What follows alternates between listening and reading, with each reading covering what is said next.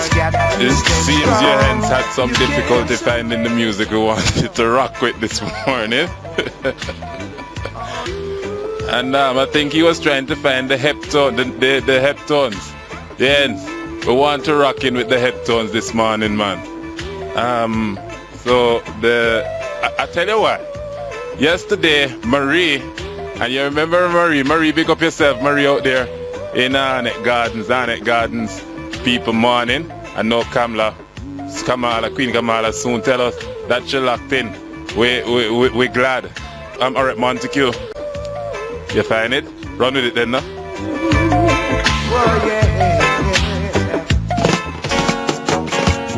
Isn't it strange?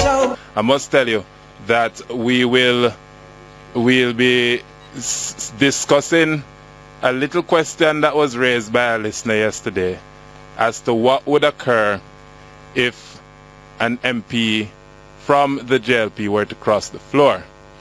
The discussion came up because we began speaking lightly about Mr. Warmington and why, well, we now understand that this works thing is likely to be also at OPM. What a big ministry. Yes, and we'll be asking whether the Constitution, with Bert Samuels, I must tell you, we're not just speaking to anybody. We want some facts, because there were questions, it seemed, as to whether it would trigger an election or whether the change would be automatic. Because you see, we're trying to understand, yes, apart from Mr. Warmington receiving the second most number of votes, why at the end of the announcements he's been added. The public deserve to understand and learn how the workings of these things operate. You know, on my way in, I heard a discussion on another station that would be wrapped up now. And it featured Mike Henry. Mike Henry, of course, is the Minister of Transport. And listeners had been calling for some time regarding this rail network that Mr. Henry promised. I must tell you that he had some glowing things to say, talking about Jamaica reaching out to the Far East and Africa and bringing goods here that can then be dispersed, and obviously the other way around through air cargo at Vernam Fields, which he says can be expanded. But here is what I want, particularly the taximan who had called regarding what might occur with his business should the rails resume. Mr. Henry said that the railway is an important element of his vision, and he sees not just the railway as important, but connecting it also to sea and energy.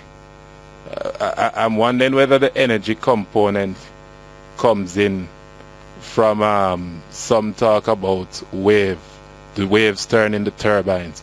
I don't see the energy element, so I'm wondering where the energy element came from. So I'm going to probably try and find out. He promised as well to finish the construction of the Stephen Fleming's Airport in St. Mary. I think that's more though for private people and private planes. So one can only assume that will appeal to Mr. Henry's wealthy friends. Mr. Henry have poor friends too. We just want to make the point. Caller, go ahead. Welcome to Straight Up. Morning.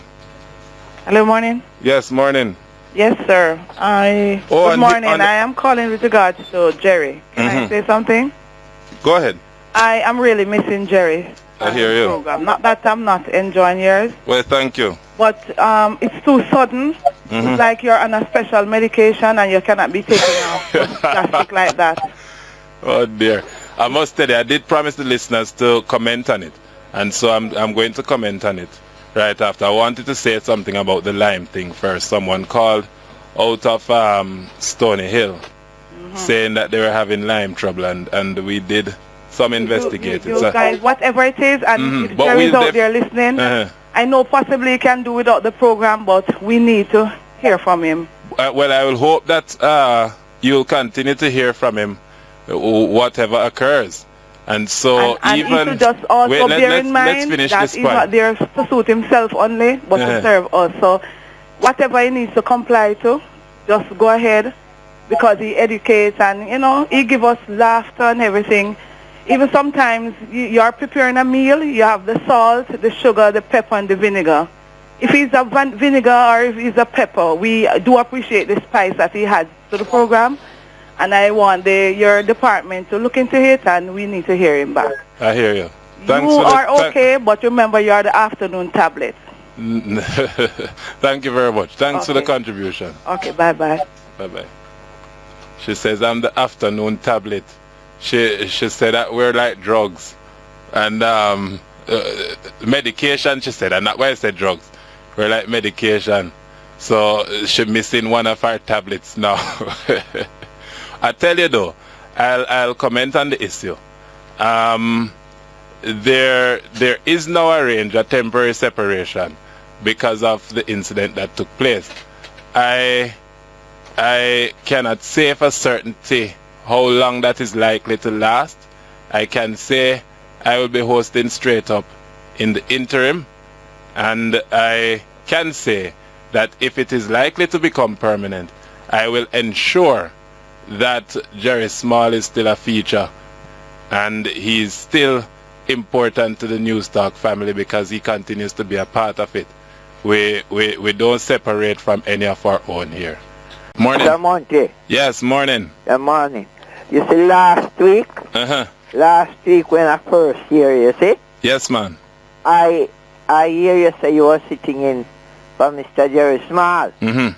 However, I listened to you keenly. But I was wondering if it's a hoax. What's that? You know why? You I know hoax. If you don't use him promo, the promo where him have where him advertising numbers. Oh. Where you hear him voice. Well, and I don't hear you use that at all. I don't really choose the promos that get used, you know. No, but if you say that who is at the control, we let it off, but you don't use that promo at all. However, I wonder say if if Straight Up is Mr. Jerry originated. No, it's the program. But wait, man. Let me answer that because we can't stay too long. The program is similar to others and other stations that are owned by the station, and so it wouldn't be uncommon for a new host to host a program at News Talk. Yeah, and we are listening to you tomorrow. You hear this, Mr. Jerry. If you pass the gate and you call Mr. Jerry, you don't have to come out of your machine. Just go on or come out there. Say who it is so that he knows who. He knows that it's Brown. He knows my voice. All right, good. Yeah. Good. Thanks for the contribution. Yeah, man. Thank you. Good. So we're clear on that. It's not that I'm saying that $1.8 million earner would be paying more tax. Okay. We're saying he'd pay more than the man who earned 1.5. Yes, that's okay, right. So we're straight on that. I noticed though, lastly, that your intolerance with me on Friday was partly because I had opened by saying, I hope I hear from Jerry soon. No, man, I think I'm picking up now that you really don't want the name Jerry to be mentioned.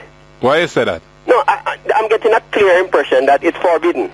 No, man, why, hold on. If you're having a 3-hour show, then of course you want people, your listeners out there that are not calling. Yes. And even your listeners who coming through, to be able to get all their points across.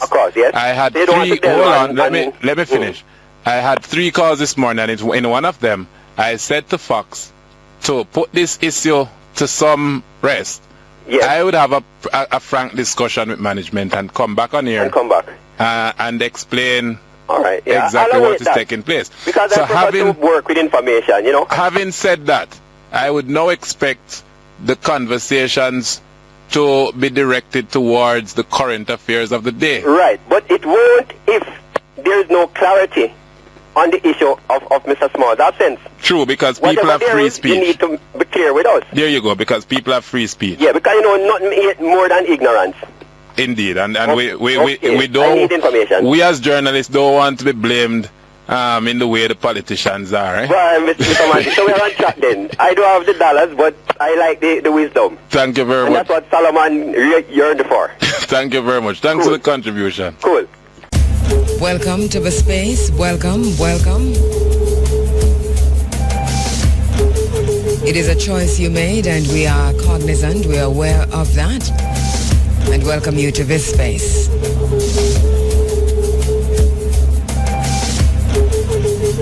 This is an African-centered space, a Pan-African place. In this space, we do not apologize for being who we are. We do not regret who we are, and we do not wish to be anybody else but who we are. In this space, we rightfully claim what we are. In this space, we give honor and respect to our ancestors, those who have paved the way for us to follow, those upon whose shoulders we stand. In this space, we honor our obligation, our moral obligation to remember. So thank you so much for joining us in this space. In this space, we do understand that we are Africans, not because we were born in Africa. We are Africans because Africa was born in us. We are aware of what that means, and so the reclamation process for us includes reclaiming our God, include reclaiming our culture, our religion, our spirituality, our ancestors, our poetry, our science. The reclamation process for us includes reclaiming, first and foremost, our identity.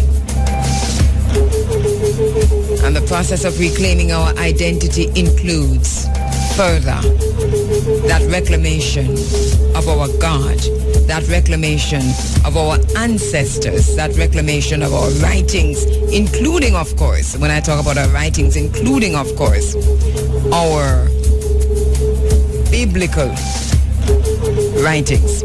And they have become biblical, so we are referring to them as that. So we're talking about writings taken from the papyrus, writings taken from the walls of the tombs and the temples of the homes of our ancestors.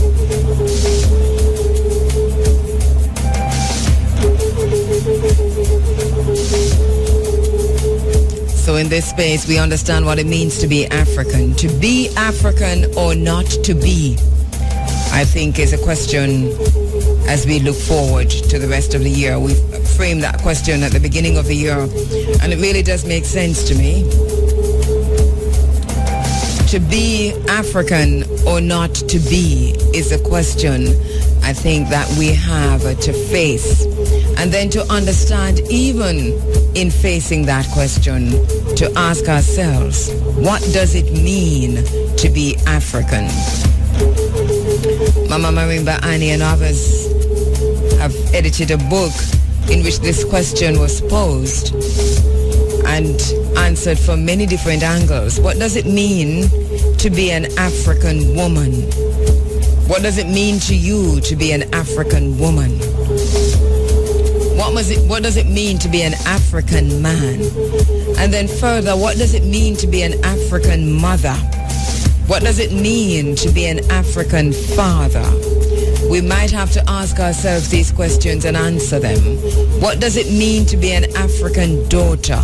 What does it mean to be an African son, an African uncle, an African brother? What does it mean to be African? And then to say to ourselves, to be African or not to be. Because that, for us who are indeed Africans, has to be a choice at some time. We have been so brainwashed, so hijacked, so co-opted. Our people have lost the sense of who we were, who we are, and who we are to be.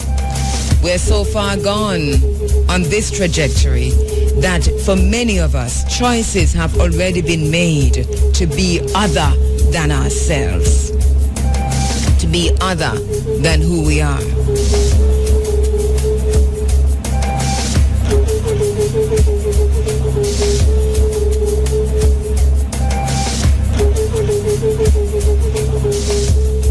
And so the question then becomes, to be or not to be African or not to be.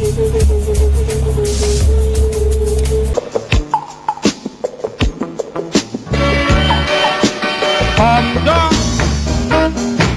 I buy your bum some pride,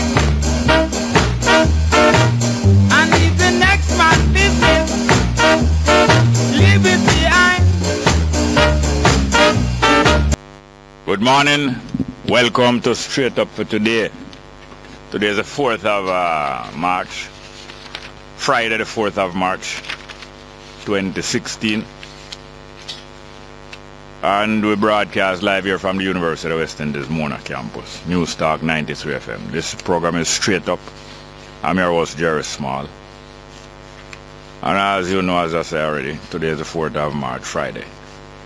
There's a new government installed in Jamaica, and the whole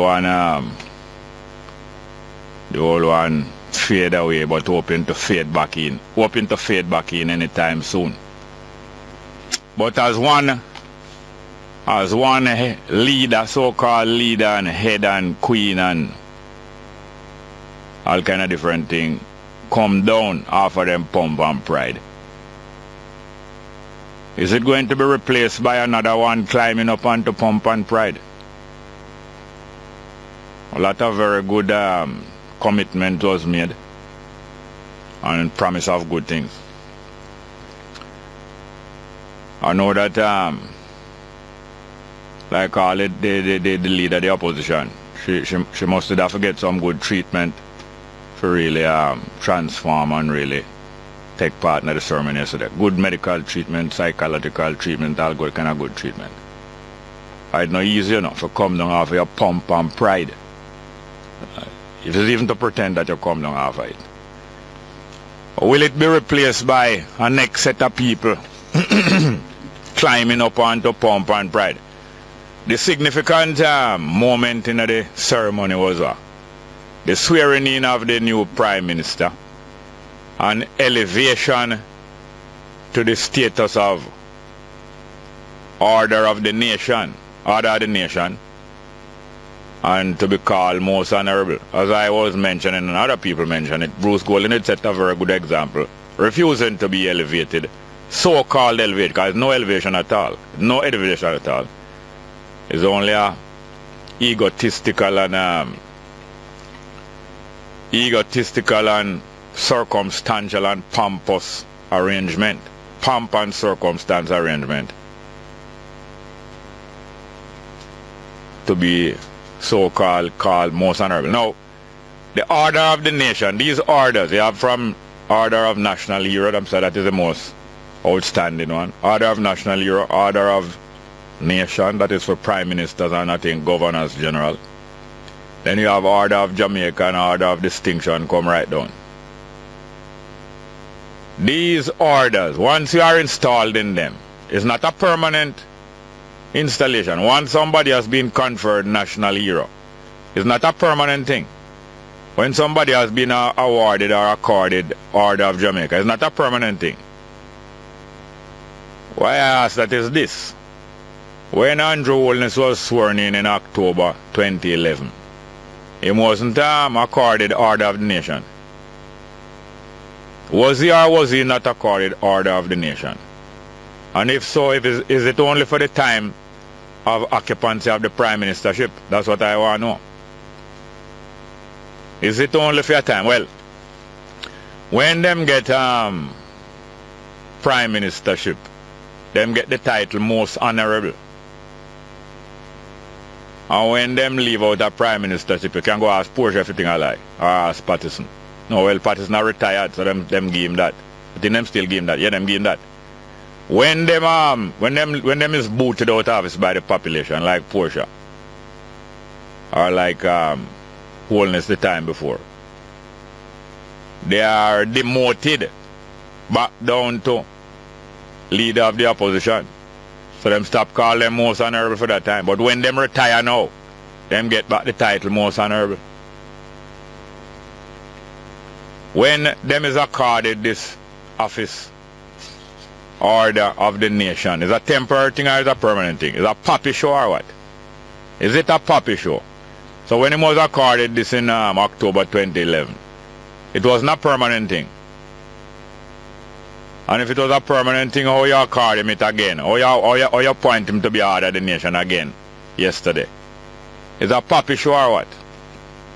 All these pompousness and pomp and circumstance. Anyway, that's not the real problem now. These things are just symptoms of madness.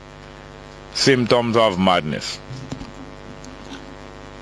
But if Holness at the first time did decline to be referred to Most Honorable, and this time him decide to take it up, is who influenced him? Who influenced him to say, yes, take Most Honorable and make them call him Most Honorable? Is who influenced him? Somebody or some group of people influence him, and most time it's self-interest. Most time they influence that person to take up this pomp and circumstance so that they may share in it. Is it him wife, or is it a set of the politician around him, or is it Siaga who would tell him, say, yes, take the Most Honorable? There's an idiot thing. Or some idiot advice him take. Idiot advice him take. But so it is. Now the worst thing would be for there to be a coalition between PNP and JLP. That would be the worst thing for the people of Jamaica. There already is a coalition between them over the years. And they already look out for one another interests. Because together they conspire to keep out all other aspirations of the people. Together the PNP and the JLP conspire over the last 70, 80 years to keep out all other aspirations of the population of Jamaica. It would be the worst thing for them to have a coalition between them. Worst thing. Already heard tweets offering himself to be available. And then now you hear Bunting now. Not only offering himself to be available, but telling them, so don't change no policies of the PNP. Don't change no policies of the PNP. I con them out to get con, you know. Con them out to get con, for the PNP prepare themselves to overtake them in the shortest possible time. It would be the worst thing for Jamaica. Did the population of Jamaica fire? We have a break at 1:15. Since when? Since when? Since when? No, I nobody not tell me that. Them have to come tell me. Yeah, man, them have to come tell me, man. Bombo.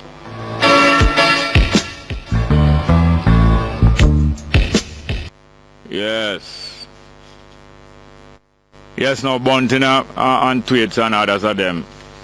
Them a roll the wicket. To continue their policies. Did the population of Jamaica fire one government to have the next government be instructed by the government or the people them just fire? Did one party run an election and win to become government to rule over Jamaica? A rule, you know, win election for come rule over way? You believe a rule you win election for come rule over way?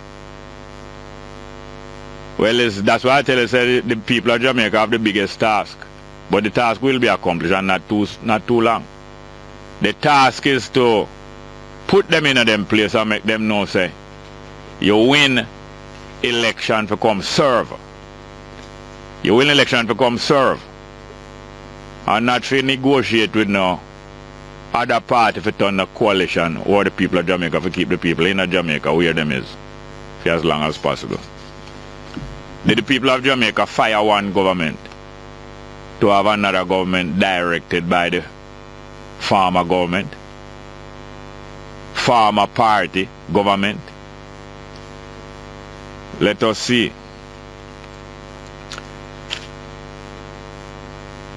What happened to the two parties over the last 3 years, you see?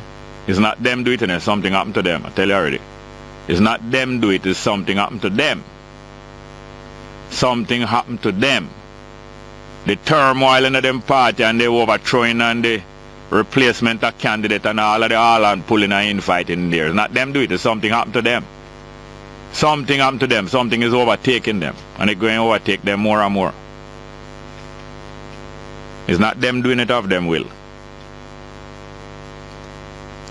And the fighting inside of the party them is in order for people have them own way and put themselves on certain hand-picked people in place to benefit and discard the other one them. Not for them not collective enough. It sees them seizing control of a collective body over one another for put them hand-picked people in place to benefit and the other one stay one side. The most significant thing that happened yesterday is the elevation above the people of wholeness. Elevation above the people. Them higher than the people. Order of the nation, most honorable. Some of them more honorable than the people and him now most honorable. Up to now them not name the people honorable enough. But some of them more honorable than the people and then him most honorable. I don't hear him pronounce personally whether he might take this title most honorable enough. But it seems as if him do it. It seems as if he's been convinced by some people, either close to him or above him. So he must take the title most honorable. Elevation above the people. And it's that same kind of craziness and bad advice him get. Why him didn't pose this dateless resignation upon the center them, saying bad advice and telling them that he's above the people and whatever him say is law. Portia Simpson Miller was even more intoxicated than him. More intoxicated than him. Well, I think she's sobering up now. Sobering up now, but still dreaming, nightmaring of coming back to reign again in our mind, reigning over the people them.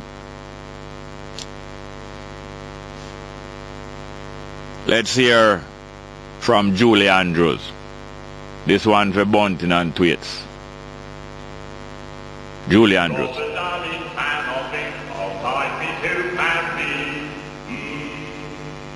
The business wants to open up the castle in Capri. Mi doctor recommends a buoyant summer boil the sea.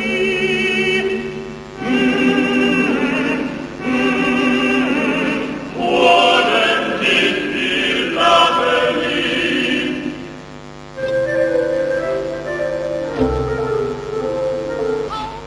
We all need help. We all need help. But some believe like them no need no help. And main reason for that is that them no want share. Everyone need help, but not everyone want share, and through that now them try to do without the help that them need. All of us need help, but we don't need amateur help. Amateur help is good in the form of love, love. Amateur help, love, that's great. But where you need professional help, amateur help not going to do. And some people, because them now want share, them now want accept the help that them need, because them don't want to share. Because when you get help, it also goes with sharing. Sharing also goes with sharing. We all need help, and we all not complete and perfect, and you need help to improve the imperfection. But you don't need amateur help. You need professional help. I don't mean qualifying a university. No, that's not professional mean. You need professional help or expert help. Professional help or expert help. Like the man of them called Jesus or Jesus or them, all of them different prophet and them different teacher. Are expert them. Jesus are expert. You're not going to university, but them are expert. You're not an amateur. Expert. And him come with some of the greatest teaching and greatest help ever brought to human being. Come with some of the greatest expertise and the greatest help ever brought to human being. Understanding of what human being need. And bring it to them. Make it available to them as an expert. Not a university qualified person. Although university qualification is great. But an expert, not an amateur. Jesus was not amateur, or Jesus, whatever you want to call him. Not an amateur, not an amateur. Expert. So we need care from one another, yes. Care. And you do have to be a professional to give care, because we're born with carefulness and caring. Love that name. We're born with love, and we have it. We also need expertise. Expertise of what people develop during their lifetime. You're born with love and care. But you develop expertise in your lifetime. You may develop, or some people don't bother develop no expertise. Nobody develop no expertise. And many don't want to share. Main reason why. Many people don't want the expert help that them need, because them don't want to share. Neither the credit nor the fruits them don't want to share. But somebody, as I said, some of the greatest helpers and the most expert helpers never even charge no money, like Jesus and Jesus and whatever you want to name. Never charge no money, but one of the greatest experts of all time. Let's hear from Burning Spear.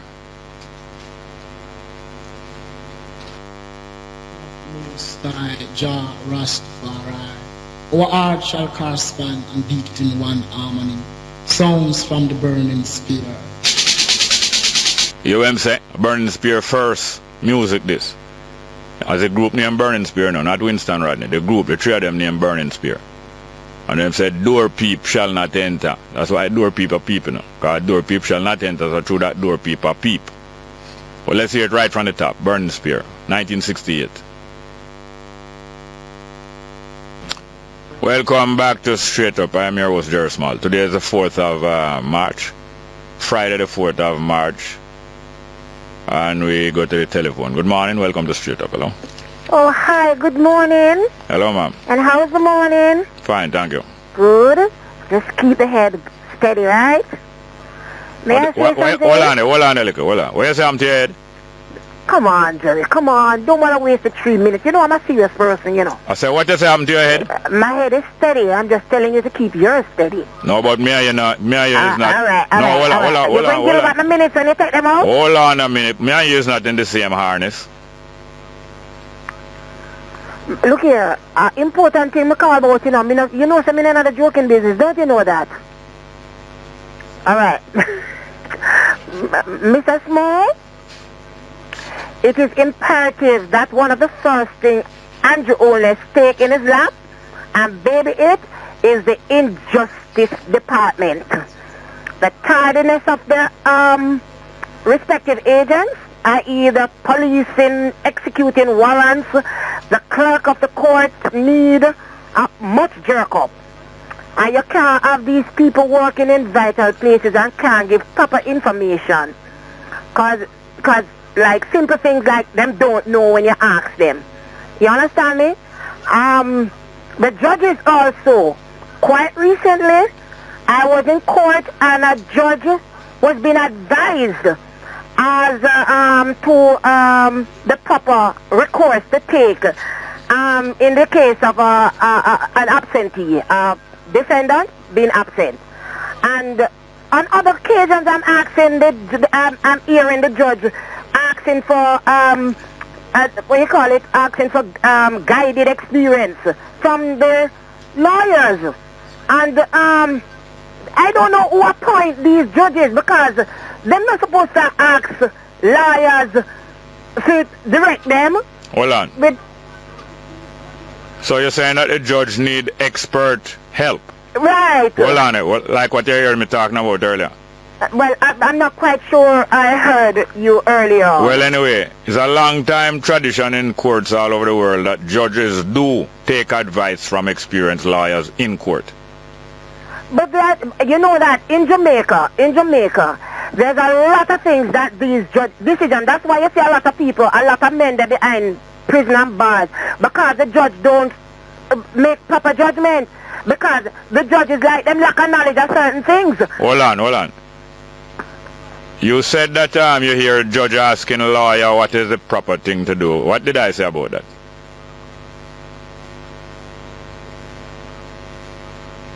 I listen to you. What did I say about that? You said what you said. You said that all over the world, judges ask for guidance by elder lawyers or more mature experience in the court. I didn't say elder, but I said more. Yeah, well, my words. Those are my words. I'm trying to, expert, using my own words. Expert on reputable lawyers. Well, all right. So that is one thing. Another thing is I hear them talking all kind of thing about who them would like to be this and who them would like to be that. But first of all, we need somebody mild to be information minister, to give information. We don't need somebody like Andrea Falk. What's her name? Sandra Faulkner? Or the one that Labour Party had previously. You know, you need somebody mild. Hold on there. Who the Labour Party did have previously? Somebody that people not really receive. I say, who did the Labour Party have previously? You know who the Labour Party had? Diane Vaz. All right, thank you very much, yeah? Good. Next one. Good morning, welcome to Straight Up, hello? Mr. Small, good morning, sir. Welcome, Miss Keisha. How you doing? Fine, thank you. Good to hear you today. Yes, ma'am, thank you. Mr. Small, I take a liberty and send out a birthday greetings to your program. Yeah, welcome. Rally for youth, you know? Which youth? Rally for youth, man. His name is Quincy Michael Webb, Baba Ruth's son. Oh, yeah? Where? This man today on birthday. Prince Michael? Quincy Michael Webb. Oh, Webb. Baba Ruth's son. Yeah, man, Baba Ruth for youth. Supposed to be 6-year-old. When then in Manchester or Westmoreland? No, man, down at Darliston, Westmoreland, man. Oh, yes. And it come from him Auntie Miss Joy Walker Cook. Remember I tell you there was a lady in Kilmarnock for the your program every day? Yes, ma'am. Yes, man. It come from the youth and Miss Joy Walker Cook. So, how old him is? He's 6-year-old. Yeah? Yes, man. Baba Ruth must have about 10 6-year-old. And it come from his mother too, you know? Yeah. Tisha Watson, and you know, everybody, in grandfather, Mr. Watson, and everybody who know him in the community. I'm from the community too, you know? Oh, yeah? Yes, man. Yo, Mr. Sumal. Yes, ma'am. Mr. Andrew is most honorable, whatever I want to be. I don't focus that, you know, because it's not relevant to I, you know. What I focus, you know, is that you get a job to do, and I want to see you do it effectively. That's my biggest problem. Mm-hmm. Yeah, that's how my eyes there. You promise us something, so I want you to fulfill it. Yeah. Because at the end of the day, like the most honorable I got talk, you know. Are the people them when they go back to the poll. Yeah. Isn't me? So you would like him to recognize that the people fire the other government and appoint him because them want good service from him, not no rulership. Them don't want a rulership, them want service. No, they don't want a rulership. You understand? They do it because they want a change.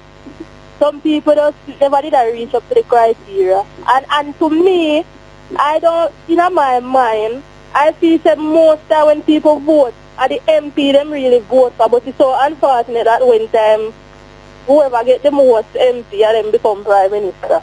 Is them yeah. Because if me want certain things happen in my community and MP now, because the MP me a vote out. Yeah.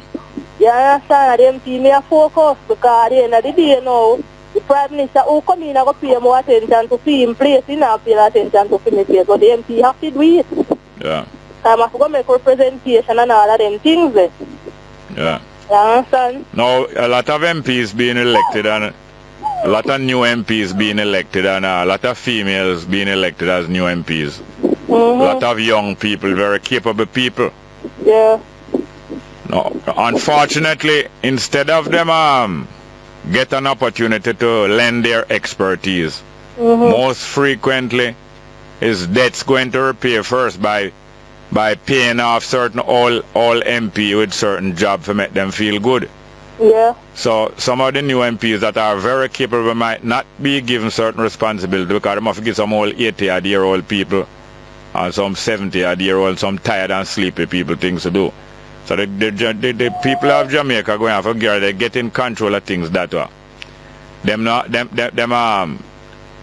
government don't have to be paying off private debts owed to some old boy and some other old tired people, sleepy people. Which is right, and I figure if these senior person who has been there for years, soul of Jamaica, want to see the betterment of Jamaica, what they could actually do is to just reverse, take a seat on the backstage, and if you want to lend your expertise to these young people, which is good, it will be good and acceptable. Yeah. You know? But some of them now go and give the young people them not well, let us see what the new holiness make out different from the first one. Yeah, and as I said before, if you don't give the man the job, you can do what him can do, you know? All right, thank you very much. Yeah, it's a small blessing. Good morning and welcome to Straight Up. Hello? Morning. Morning, sir. Welcome. Yeah, man, thanks. I spoke to you shortly after the election last week. Yeah. And was indicating my position with respect to the motor vehicles. Oh, yes, yes. And your remark was that them set a thing for themselves. Well, as it turned out, the incoming Prime Minister said that system has to stop. That's great. Right. No, I just want to make another point now. The previous administration was riddled with a lot of consultants that I understand is providing jobs for them friends. Yeah. No, I am also saying to the incoming administration that seem to listen to your program that they should put competent people in these ministries and reduce drastically all of these consultants, because it seems to me that is double work. Yes, so you take a job that you can do and you get somebody to do it and you still getting paid, the consultant is getting 3, 4, 5 times your pay, and it don't make sense to the economy. So instead of appointing amateurs and then hiring professionals or friends to help them out, you want them to appoint people with expertise. Thank you, sir. And I see some young people and some female with quite a bit of expertise. Yes, I see them too. So I'm just making an appeal, because it seems as though the Prime Minister listens to this program and say he listened to the populace.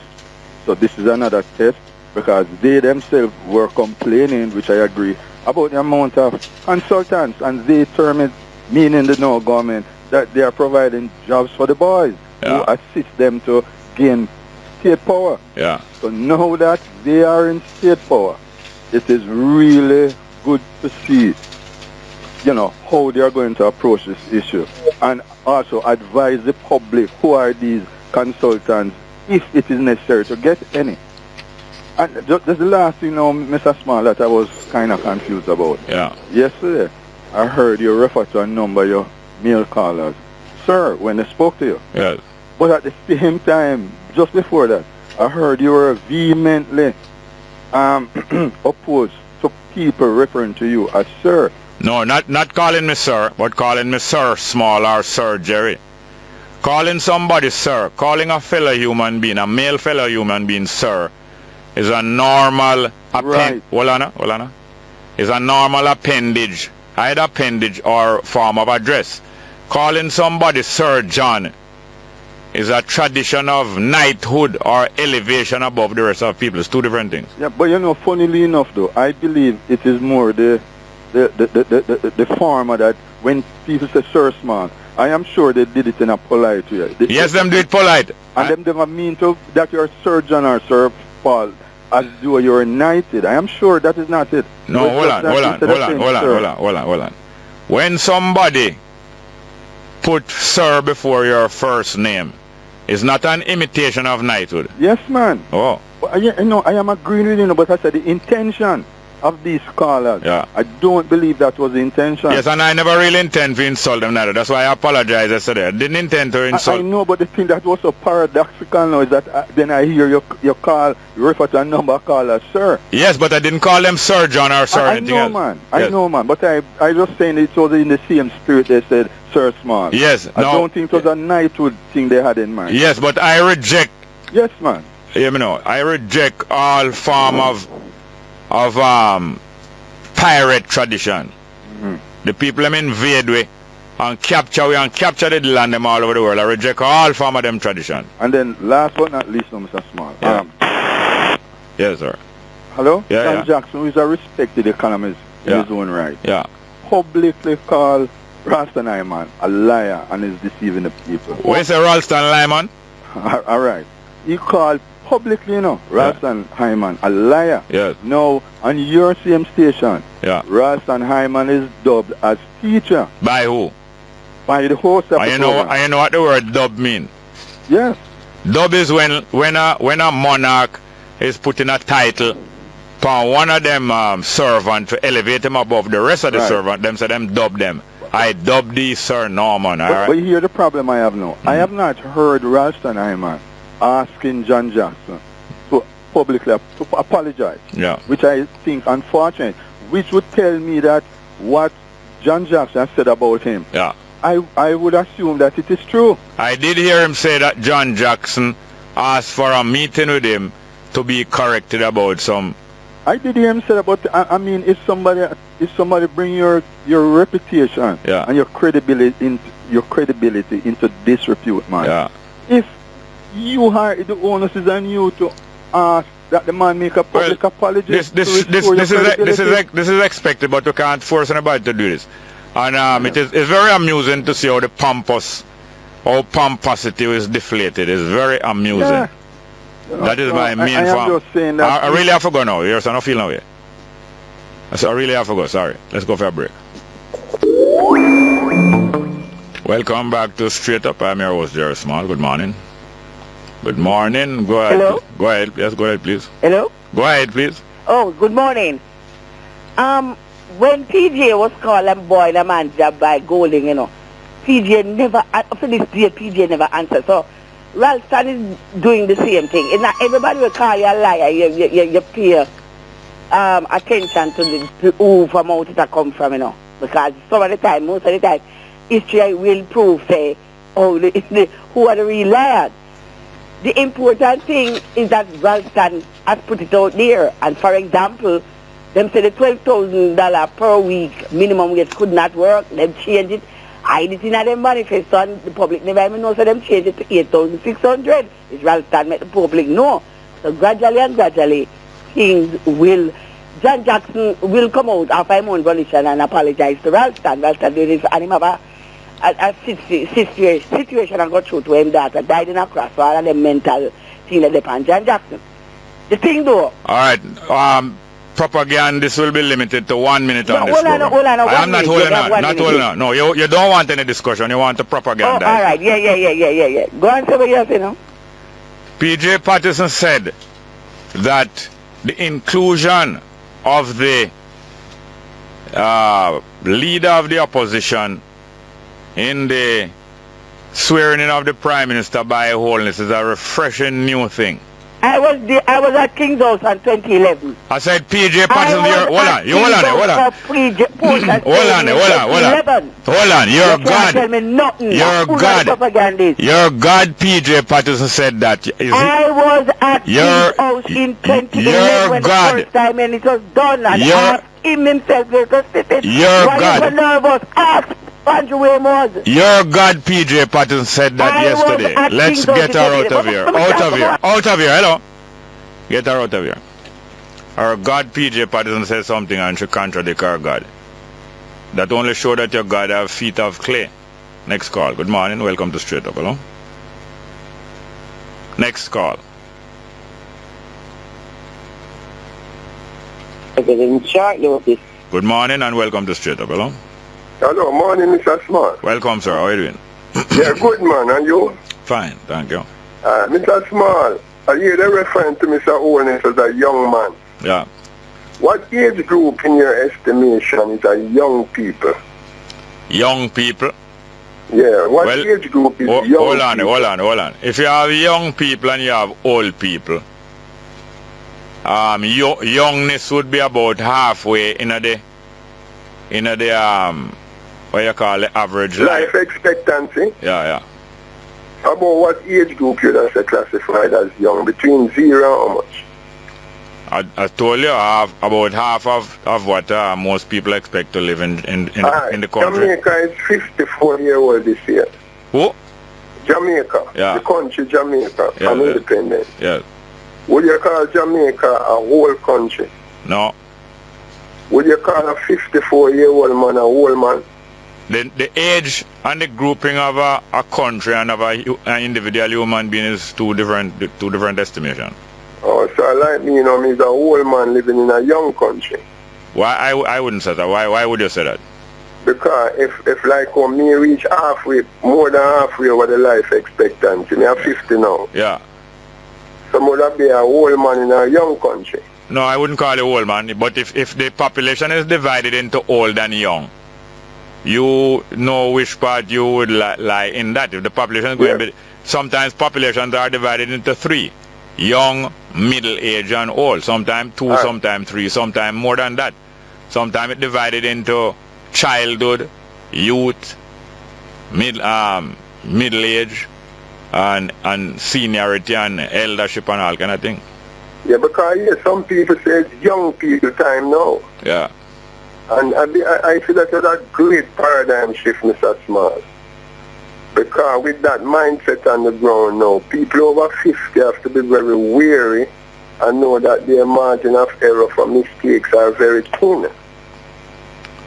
It's not as extreme as stated. Okay, but another thing, Mr. Small. Yeah, like for instance, hold on, one minute. Like for instance, Juliet Cuthbert.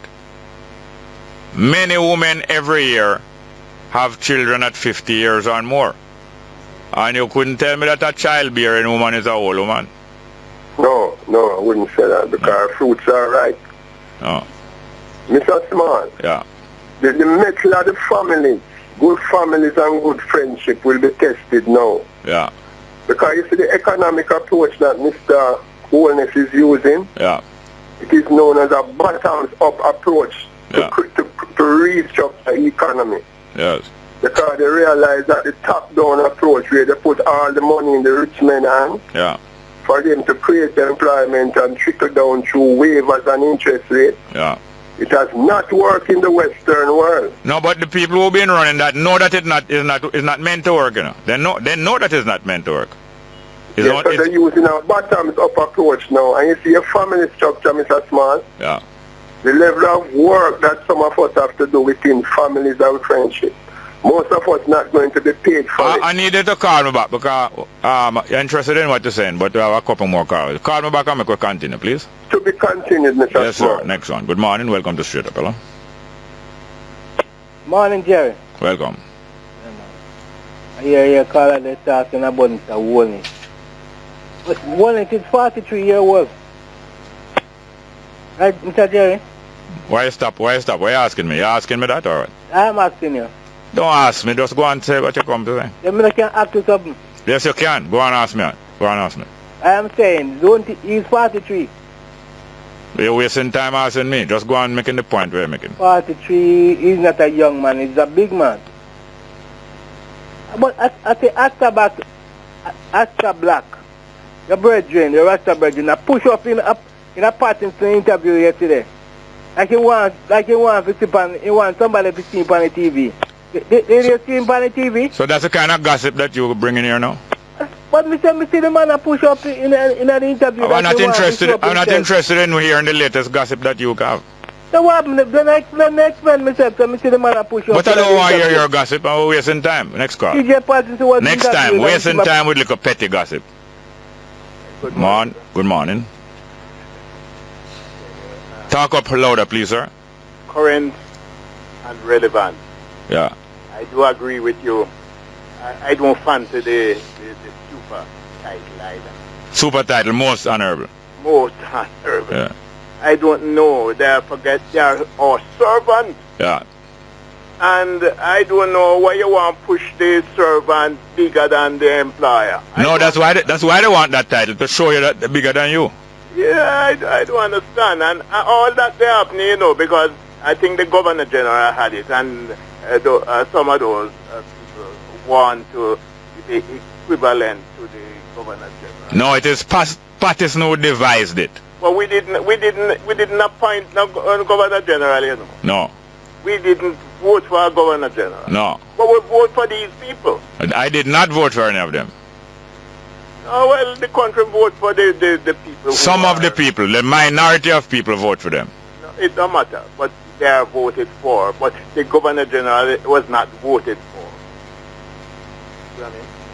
So I agree with you totally. That I can see that you are a thinking person. You're really thinking. And it's current. It's really, really and relevant, because it was bugging me too. I noticed that Bruce, they said, you must work for getting that title. Yeah. You know what I mean? When you perform and reach the stage and the people feel like giving you that, then that is it was more justified at time. Anyway, going to have growth. That's the only way we're going to get rid of crime. And that's the only way, you know. Hold on, sir. Hold on. Are you suggesting that fellas not to be permitted to hang out on corners?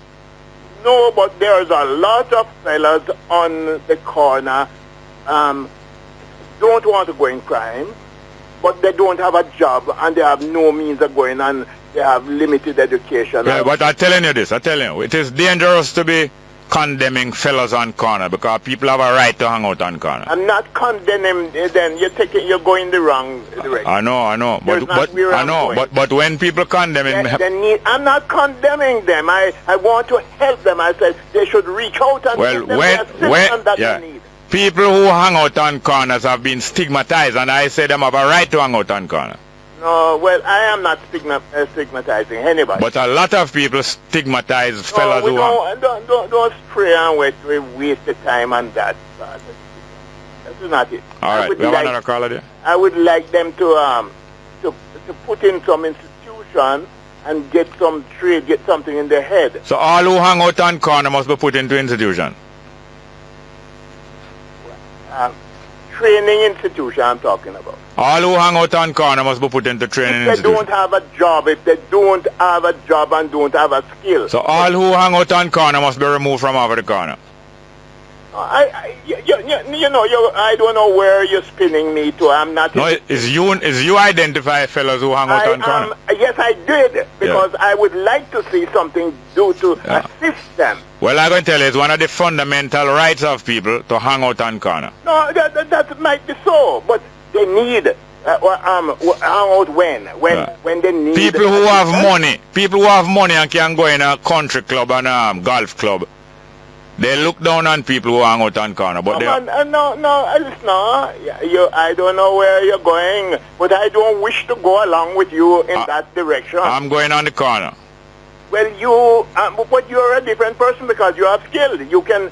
And a lot of the people who hang out on corner have skill, but they have a right to hang out when they feel like hang out. No, but listen, Jerry.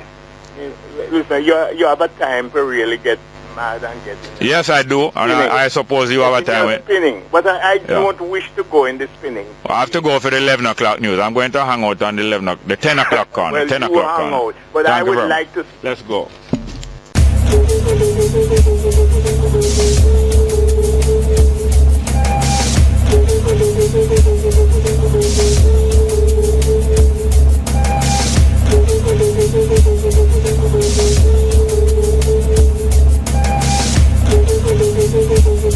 I want to say a very special morning to my brother Jerry Small,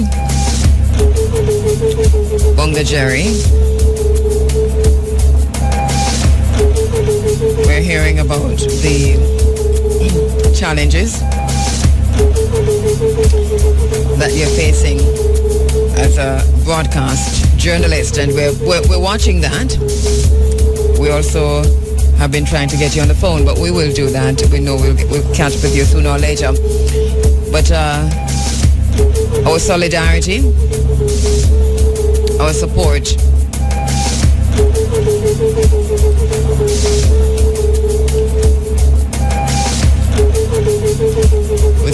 With you, my brother, it's always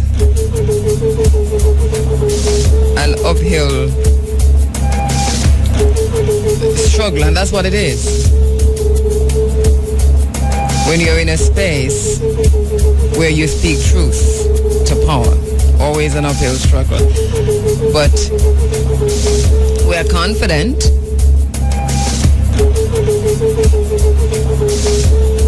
in this one thing, that when you are committed to doing that which is right, the power of righteousness will not betray you. The words of Mumia Abu Jamal. But our solidarity in this space with you, even as we watch what is unfolding in your workspace.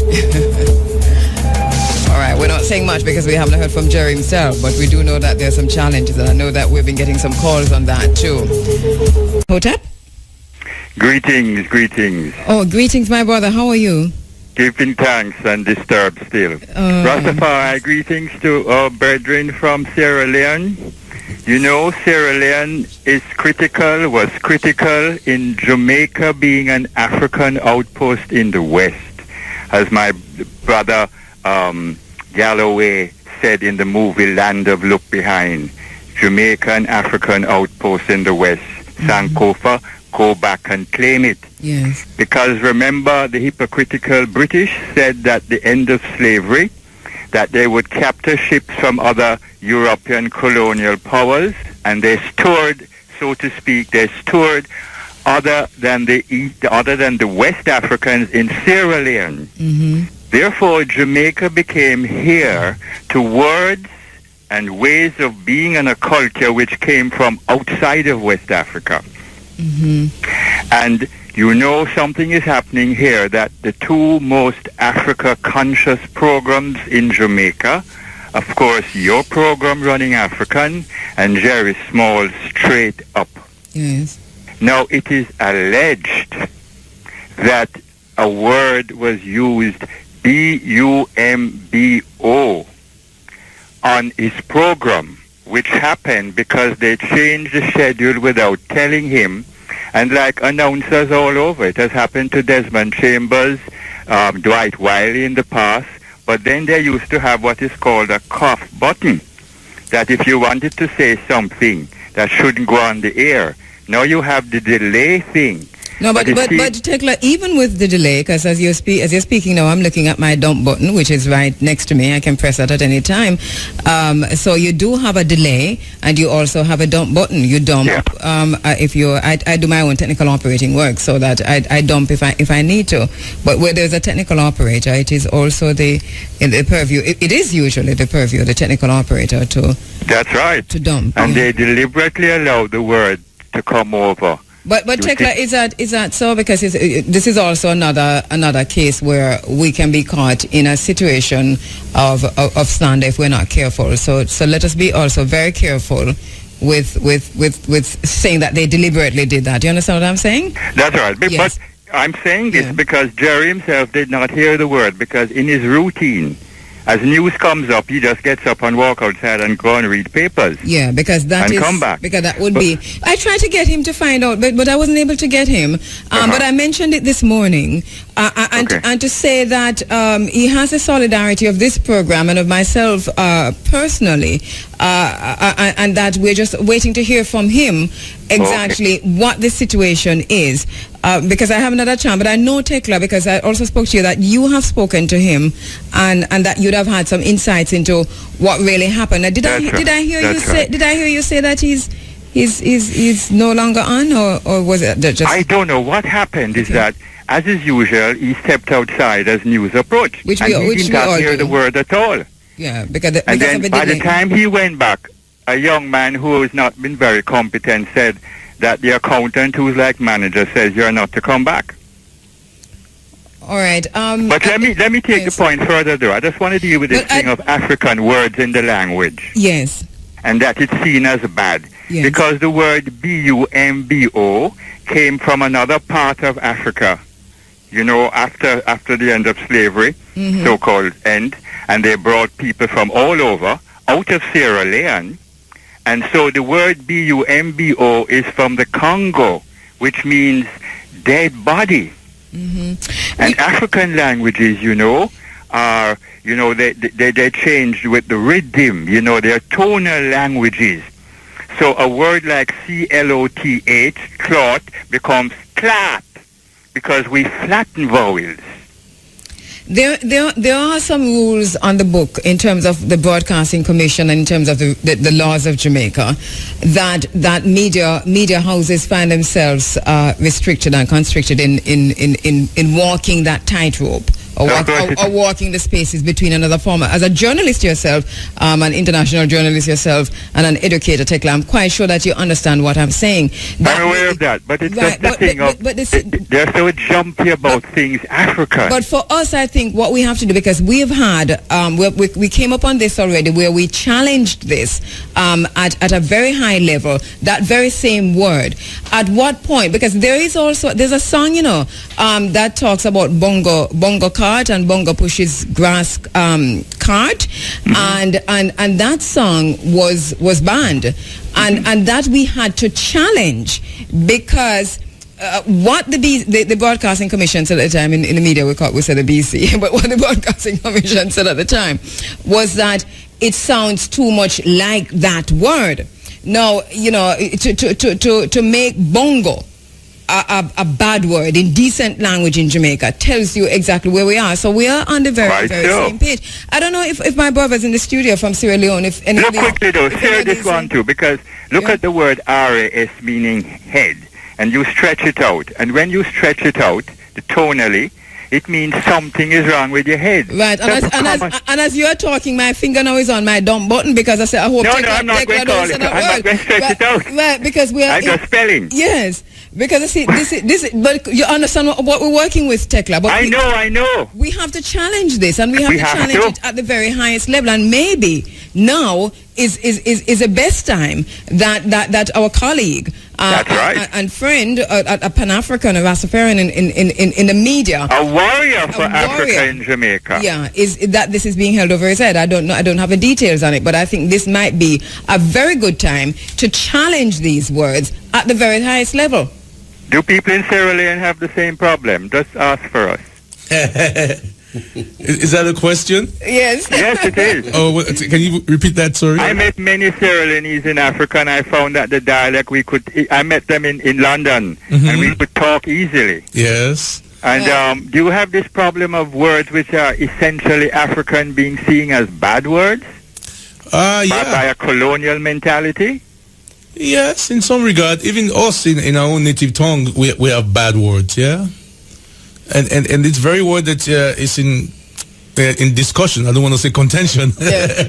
And please don't say the word, because that could get us. I wouldn't want me and Jerry off at the same time. We also have that same word in our country. It's a bad word, but it has a totally different meaning. That word in your country is a bad word too? Yes, it has a way different meaning.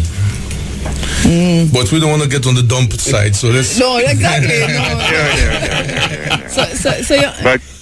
But it's nice to see how Sierra Leone is really critical in Jamaica becoming a complex of varied African tribes, more so than many other countries. Most definitely. Tekla, it's so good. Always very, very good to hear from you in this space. Thanks. Thank you so much. We're going to fight the fight. We want to be straight up. Of course, yes.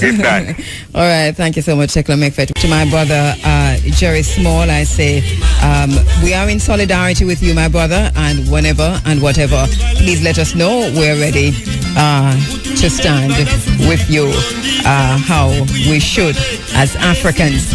All right? Good evening, everyone, and welcome to this very special edition of Arambe.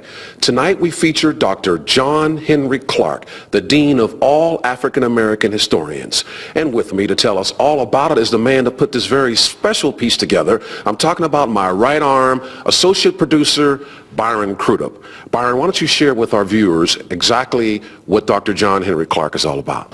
Well, Chuck, you know, it's very hard to summarize just how eminent an individual Dr. John Henry Clarke is. He is mentor to people such as Dr. Molefi Asante at Temple. He was a mentor to Malcolm X. He's an authority on Marcus Garvey. He's written several books. Malcolm X, The Man and His Ideas. He's written books on Garvey. One thing that you have to remember in this interview is that the man is blind. He's getting on in years. He's approaching his 80s.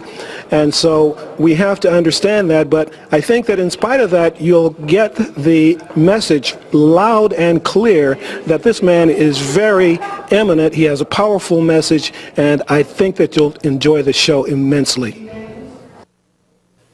Dr. Clarke, in view of the present world situation where the U.S. is in a position of being world policeman, if you will, how do you see the progress of what is commonly referred to as Pan-Africanism developing into the next century? I think in the light of the attempt to recolonize Africa and to control the media and the African mind, Pan-Africanism is going to become more essential than ever, and more people are going to understand it. Pan-Africanism is no different from Pan-Europeanism. Pan movements have existed all over the world, but no one gets overly excited about them until we began to produce these movements. I see no solution for African people except some form of Pan-Africanism and African nationalism. I think Africans throughout the whole world will have to come together as African people and march into the arena of power in the world and speak with a single voice. I see no other solution. You have written extensively on the subject of cultural colonialism versus physical colonialism as it relates to Africa and African peoples around the world. Could you expound on that concept? I think the best way to understand the subject is to at least talk away from the subject for a minute. Because for the last 500 years, this world has been ruled by European nationalism. And Europe has had one concept. And that concept is European dominance. It would be European dominance under the name of communism or socialism, under the name of fascism or capitalism, under the name of Christianity, but European dominance. And we have to realize that we live in a European conceived intellectual universe. I'm not advocating this for African people. I'm saying that African people need to claim all those things in the world that belongs to them, and that we can do this without destroying another people's culture, destroying another people's country, or taking the people out of history. We can do this without doing to other people all the cruel and tragic things that has been done to us. What can we do as African Americans to expedite progress towards a better understanding of and mutual cooperation with African peoples worldwide? We as African Americans are trying to improve the human relationship of African people worldwide, and we're also trying to get the various fragments of African people to understand each other, those in the Caribbean islands, those in South America, and those here in the United States, those in the Pacific, and those in Africa itself. We're trying to get across the point that we were never a minority, and that if you count all of us on the face of the earth, we number over 1 billion people. And once you get 1 billion people together, they're not going to have to worry about who's going to be their allies, so long as they become allies to themselves. They have to expand Pan-Africanism beyond its narrow base to a concept of an African world union. What is your opinion about present African American leadership in terms of direction, goals, and achievement made over the last 20 or say 30 years? African Americans, unfortunately and tragically, have more leaders and less leadership than any people in the whole of the African world. And a lot of the people who are pretending leadership are charlatans and pretenders. And yet among them there has emerged some very able men worthy of the mantle of leadership. And because of the pretenders, they've gotten less attention than they deserve. I think our leaders in general misunderstand their mission. If you're the leaders of a people, then you have to get a mandate from the people. And if the people ask you, leader, where are you leading me, you must have a good answer for them. Not only where are you leading me, who are you leading me to, and who are you leading me for. The true leader must be a messenger, delivering a message for the people, and not a charlatan imposing a message on the people. And that the leader that ignores this is not worthy of the name leader. Dr. Clark, you have extensive knowledge of Malcolm X.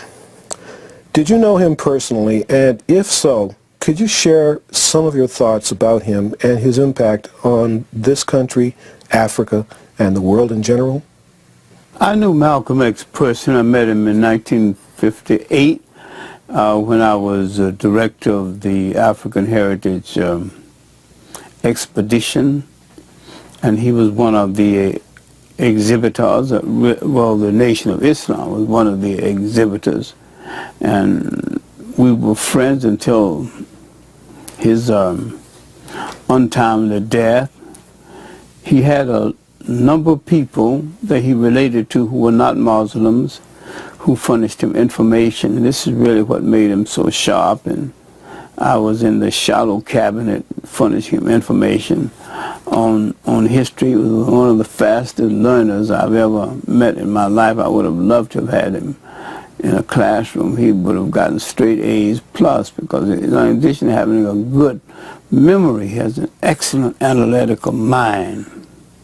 I think his loss was one of the great losses of leadership that the African American has sustained in this century, because I think he was the finest example of a leadership, of a leader to emerge directly from the working class of African Americans as against the pseudo-middle class, where most of the leaders generally emerge. Could you describe the differences between Malcolm X and Dr. Martin Luther King from a personal and political perspective, and how each impacted on the civil rights movement?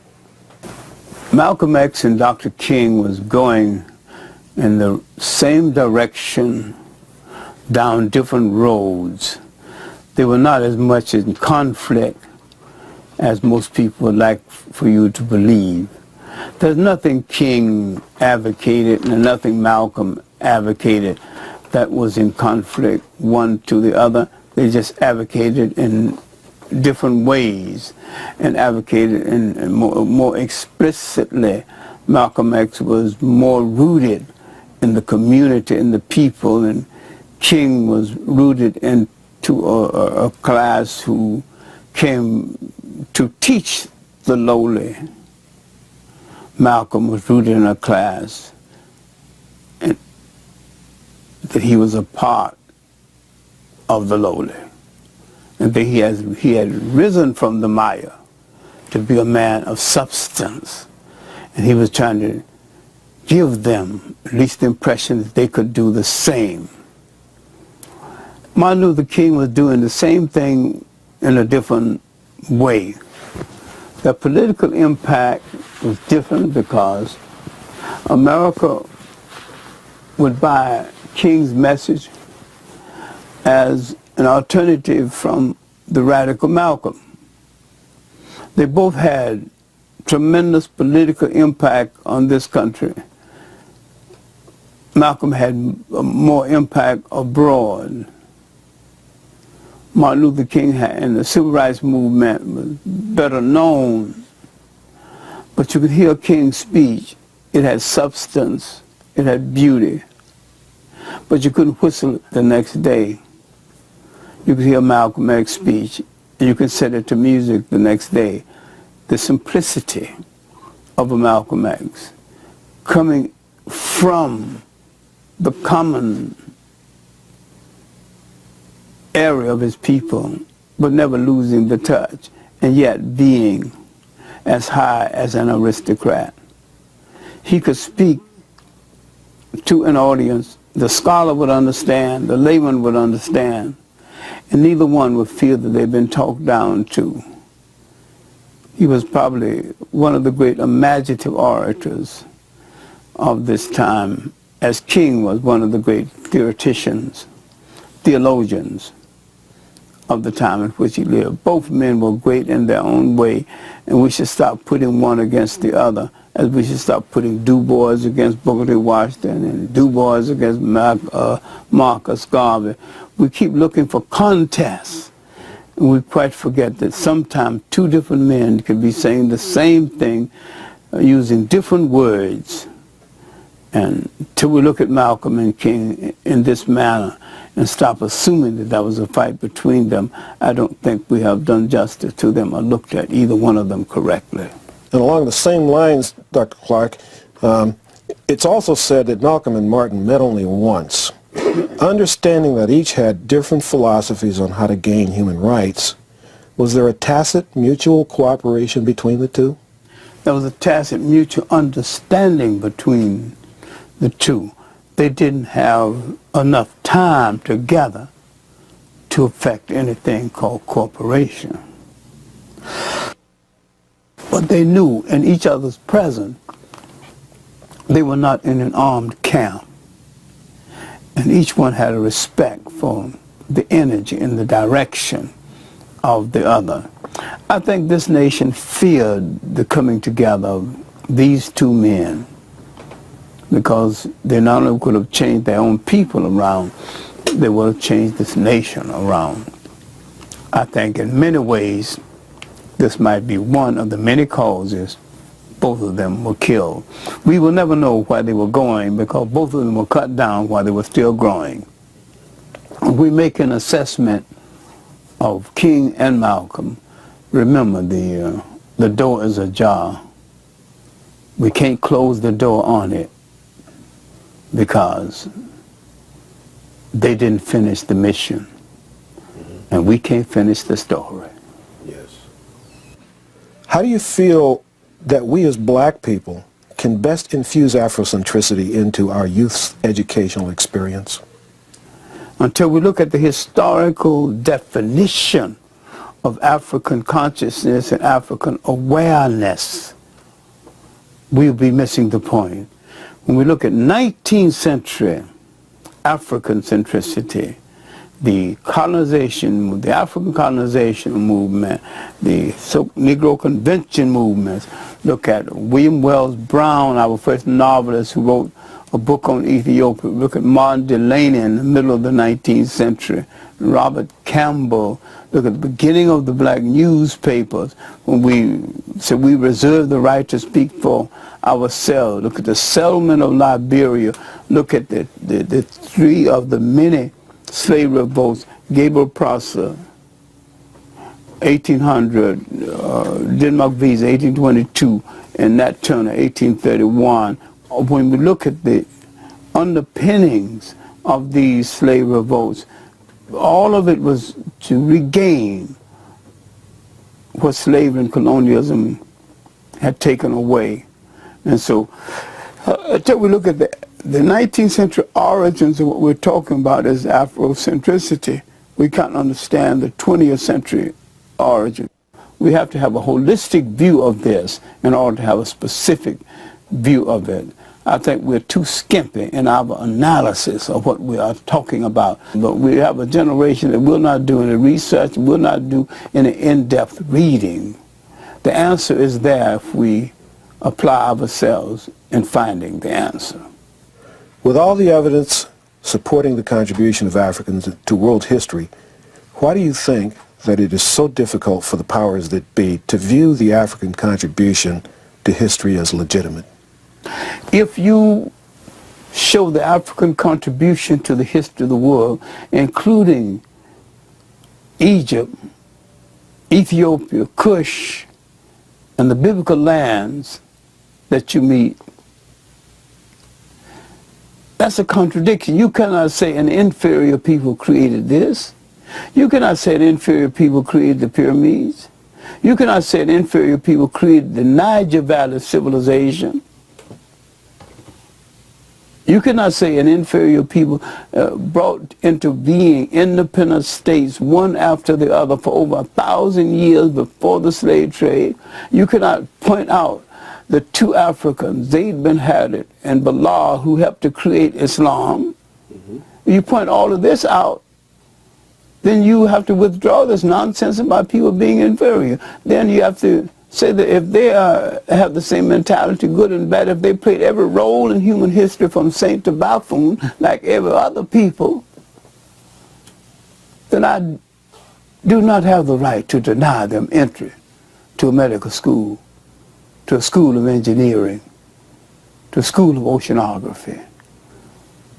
And I do not have the right to tell them that their mind is different from any other mind, that I must release their aspirations and let them come to the marketplace of ideas and do that purchasing and do that solicitation to control the world.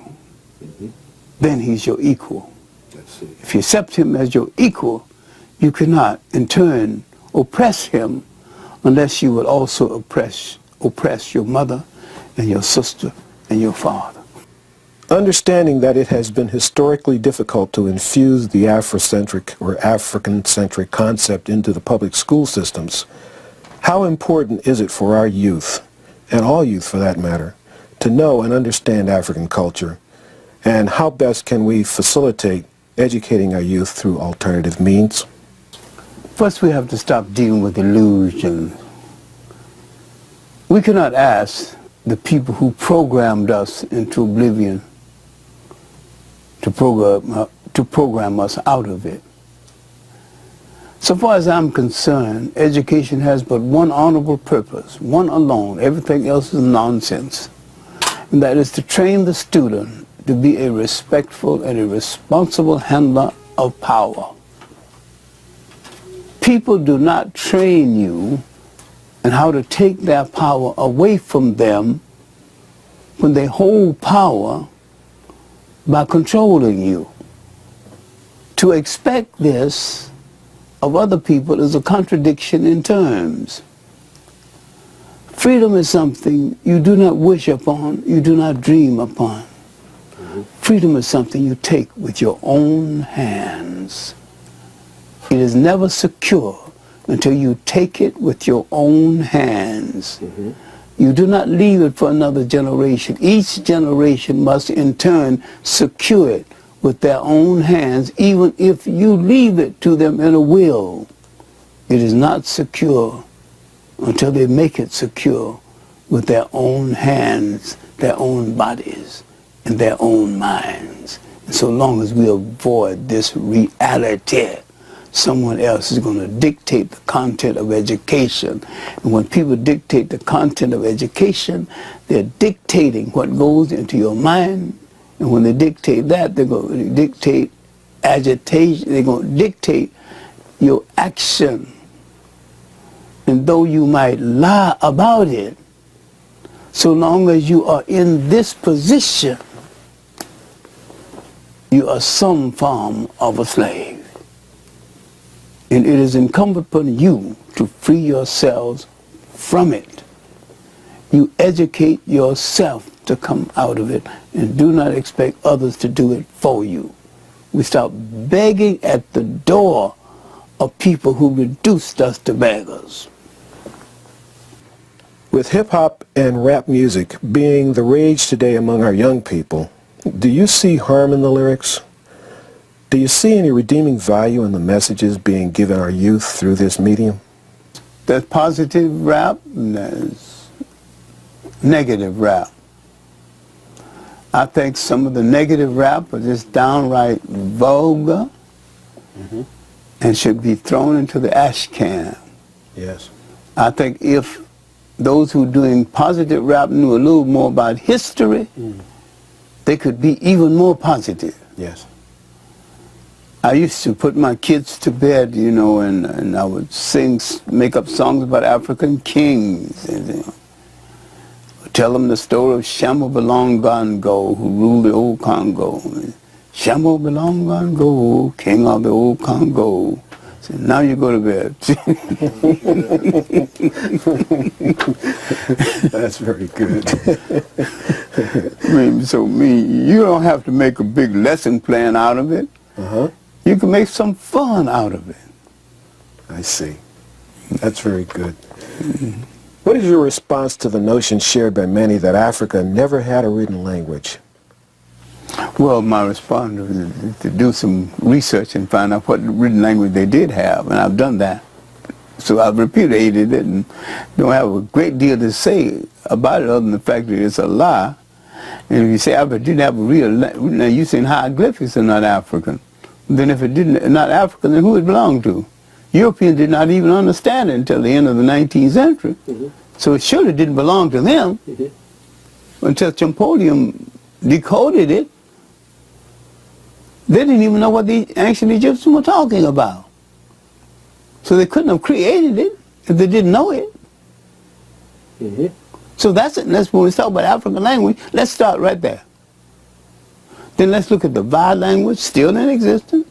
Let's look at the Songhay script. Rosalind Jeffries, Professor Jeffries' wife, has located 20 different African alphabetical systems, still in existence. And a lady, Claudia Solosky, had written a book called African Accounts, tracing African mathematical methods. There's no shortage of information. We need not keep repeating these old cliches. A lot has been said about the contributions of Hippocrates. Can you tell us a little bit about Imhotep and some of the institutions of the time? One of the main reasons we got a lot of nonsense about Hippocrates is because we haven't even read what he said. Read what Hippocrates said. He said, I am a child of Imhotep. He was beholden to this African who lived nearly 2,000 years before he was born. He worshipped at the shrine of Imhotep.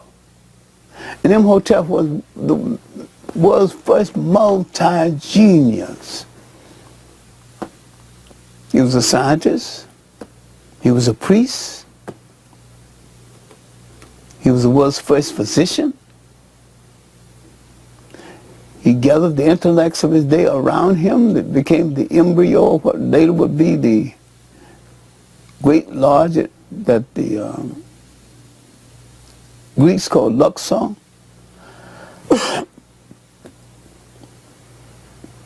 Of the Greeks called thieves, the Arabs called Luxor, the African called Warat. This would be the world's beginning of higher learning. This is the embryo that's going to go into the making of the university. This man helped set this in motion. Give him his proper place in history. I'm not saying take Hippocrates out of history. I said place him in history in his proper place. I'm not saying take George Washington out of history. I said let's take George Washington out of history and show his relationship with several black people who saved his life. Leave him in history, but show how we related to him. Homer, Herodotus, and others have written extensively about the wealth and culture of Africa. Why do you think that it is so difficult to find these writings and why they aren't publicized as much as other more Western works? Because their writings repudiate the concept about the African savage with no culture. Because in Homer, you see mysterious Africans, sometimes 10 feet tall with one eye in the middle. These are stereotypes, but they're complementary stereotypes. In Homer, you see the Greeks. Anytime they're under attack, they would tell their enemy, if you don't leave me alone, I'm going to tell my friends the Ethiopians. That means they had so much respect for the Ethiopians. They knew the Ethiopians could get people off of their back. And they referred to the Ethiopian as the blameless people, the favorites of the gods. In fact, the word Ethiopia itself comes out of Greek mythology. Now, one of the reasons they don't want to recognize Herodotus is because Herodotus is called the father of history. And Herodotus established in his own writings, because he was an eyewitness, the culture of Egypt. He came to Egypt when it was in decline and ruins. And he said that Egypt, under that state, had more to offer than a young and confused Greece trying to learn the rudiments of civilization. Do you think whites going to buy the Greek stuff and buy that too? You can't buy the Greek myth about the Greek created civilization when the world was here before the Greeks. Culture before the Greeks. And the Greeks had no preachable culture, had no fraternities until they came in contact with African secret societies. One admission forces another admission. So that you can't even make the first one, else you have to make several more. You spoke about religion before and your background as a Baptist. What do you have a religion now, or? No, I don't need a religion. Okay. I need a spiritual belief system as part of my life. Okay. I have that. I'm satisfied with that. Okay. I can go to any church I feel like.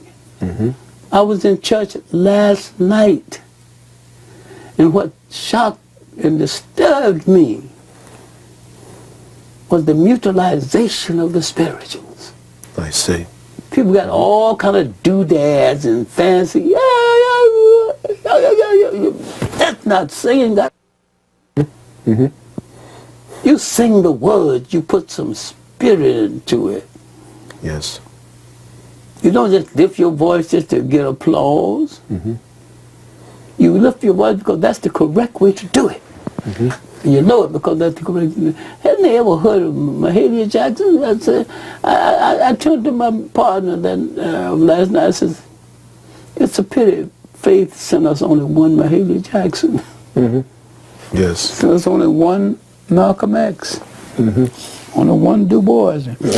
If faith sends you somebody of substance, you don't make the best use of it. Faith don't send you another one. People ask me, so what do you think we'll ever have another Malcolm X? I said, what the hell did you do with the first one? You let the first one be killed right in front of your eyes. Yes. Do you deserve another one? Right.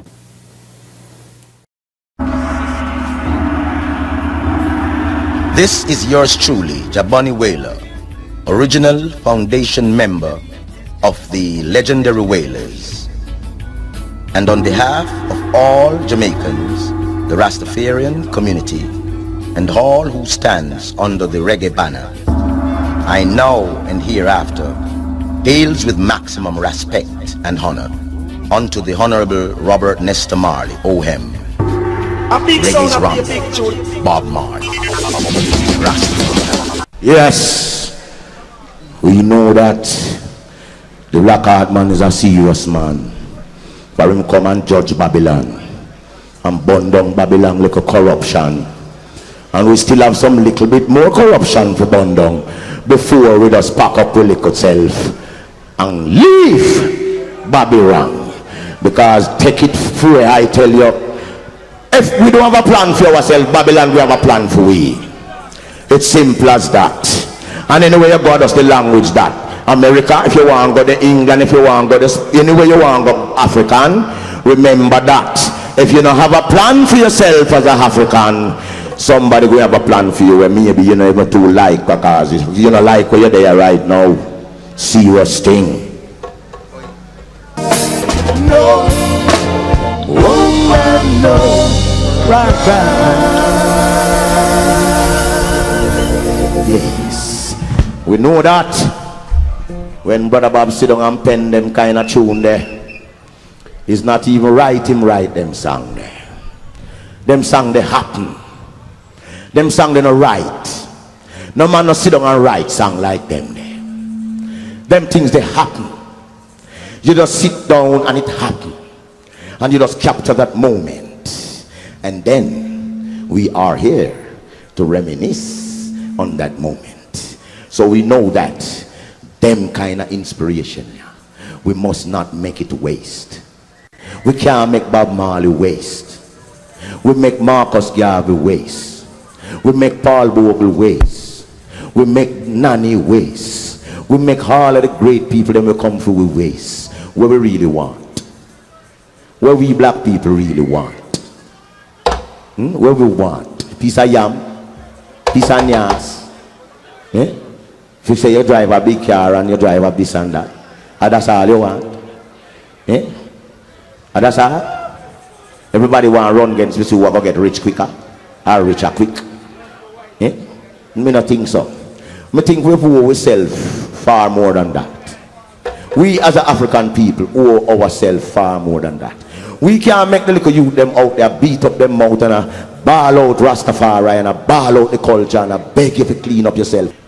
So if we say we are dealing with God and we are dealing with the Almighty and we are dealing with we are liars if we are run down a big car.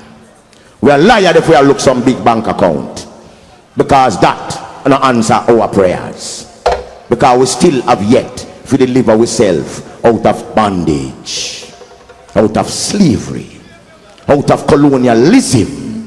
Which part it a turn now? It gone a number. We no name now. We no name now.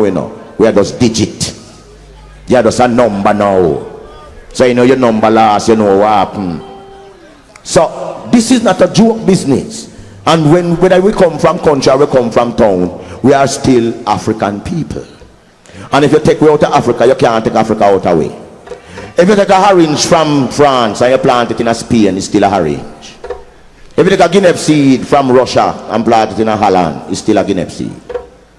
Well, if you take African and carry him come round so, where am I going to be?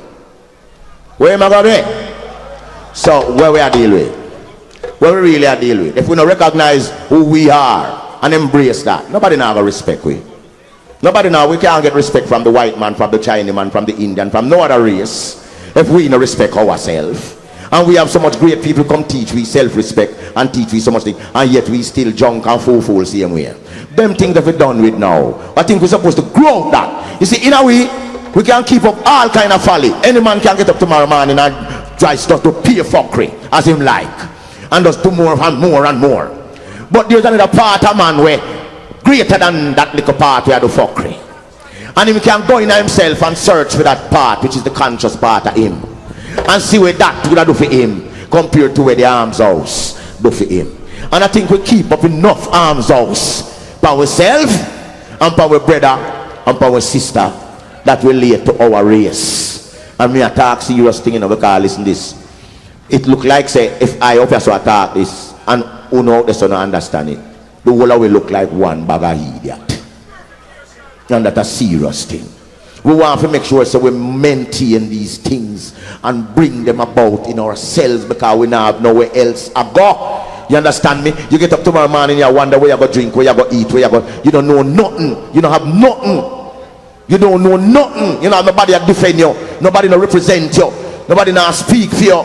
You understand? That means the only thing you can do is speak for yourself, within yourself, and the real unification of man and man and man and man and woman and man together, and the people we get where we don't want. So it have to go. Other than no scatter, fight against this, who are fight for that, who are run against that, who want that. Me I should be out of the way if we get this.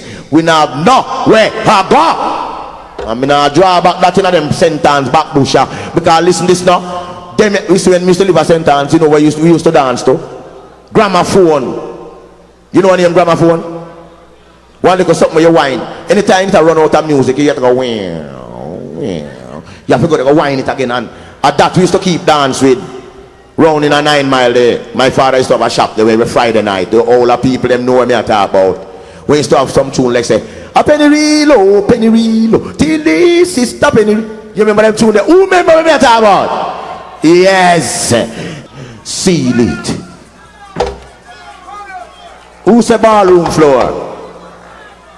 Who's a ballroom floor? Ballroom floor. Since that's what the people want it, because I don't want to go against the people. Ballroom. Yes,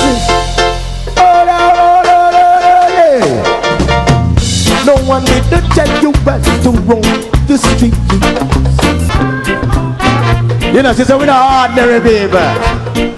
Well, that me talk about. Every man out there have a greatness in them. Every man and every woman have greatness in them. And looking into yourself and find the greatness in you. Because if you don't do that, people will underrate you. Remember that. And now take back that. See? We're going to stay in the dancehall business because we know so we can't go nowhere too far from it. Because everybody come and say, everyone with there are dancehall people. Yeah, because I know that. Because so I grow up too. Well, you see dancehall business, I want to defend dancehall business. I don't want dancehall business turning into something where it not relate to what me know about dancehall business. And you see right now, this one named Ram Dancehall.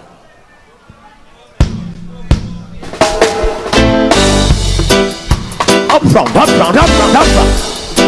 Yes, dancehall people. Come make me show you how there. Come make me show you how to pull out. You understand that? We know how it go. When we go dance, go hear music for dance. Hug up your daughter, rubber dub. Now man I go dance, go what? Stand up over there, so. Woman over there, so. Lord Father, we go so. How we go so? Then we put up here and say, hard to say batty man for that. Bow. And when you look is a man arm, you look under. And when the woman look is a woman arm, she do under. Hear this a Sodom. That a big stinking Sodom. Woman have to hug up man. A man have to hug up woman. Me never see a ram goat to jump on another one. You understand me? And this message, I want people to know, say, there is right and there is wrong. And man don't get up and do as him like. In the eyes of the Most High. And then when him lick lightning, earthquake, brimstone and fire, people sit down and pray and bawl out and say, Almighty mercy. But mercy will have gone and judgment is now. Because if you keep on going like you bow, you don't know, say, Rastafari no play. You have principles that govern life. The law of male and female to multiply and replenish the earth. Given to every living creature. But only man seemed to falter. For if dog nor do it, and cow nor do it, and mule nor do it, and donkey nor do it, then how man do it? How woman do it? And if rat nor do it, and puss nor do it, and no creature nor do it, then how man do it? How woman do it? Here, no make Satan hypnotize you look like how him hypnotize all the rest of it do you to change your ways, clean up your slate, or you'll never reach the pearly gate. Remember this law, the law of male and female. We have to respect ourselves. We are the Creator's hand. He created us. Selassie. Remember that. Pure I don't know where them get for them thing from, but we know in it. Burn down that bomber cloud. Go ahead. If a man or a woman, we're created by the hand of the Most High, because we don't farm ourselves. And the Almighty create we in our mother's home. And him choose to make we man or woman. It is the will of the Almighty that created us. And according to his will that we are here. So if we choose to be other than he created us to be, then you can't come to me for no bumbucklad rights. You have to go to the Almighty, because the Almighty created you. So if you want to turn into a woman and use a man, you have to go back to the master we created you with the theme hand. And if you want to be a man when Jah created you as a woman, you have to go back to the Almighty to make him create you and turn you around, because I can't help you. Remember, and not even puss, nor dog, nor rat, nor chink, nor bug, nor no other creature can help you neither, because the Father teach them to put hood into pum pum. Remember,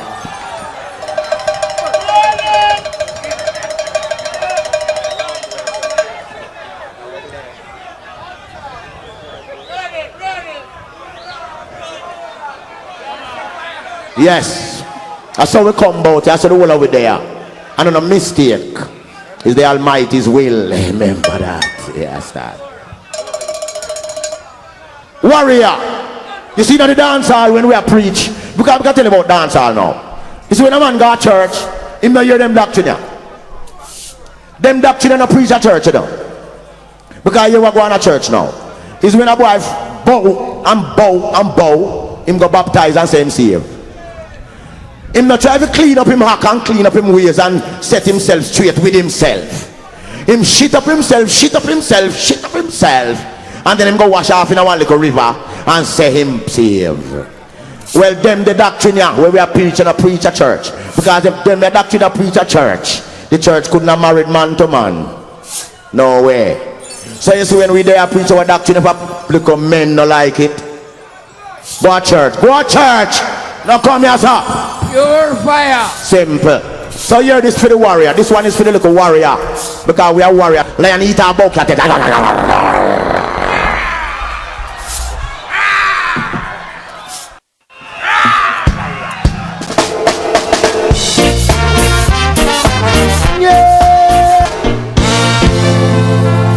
Yes.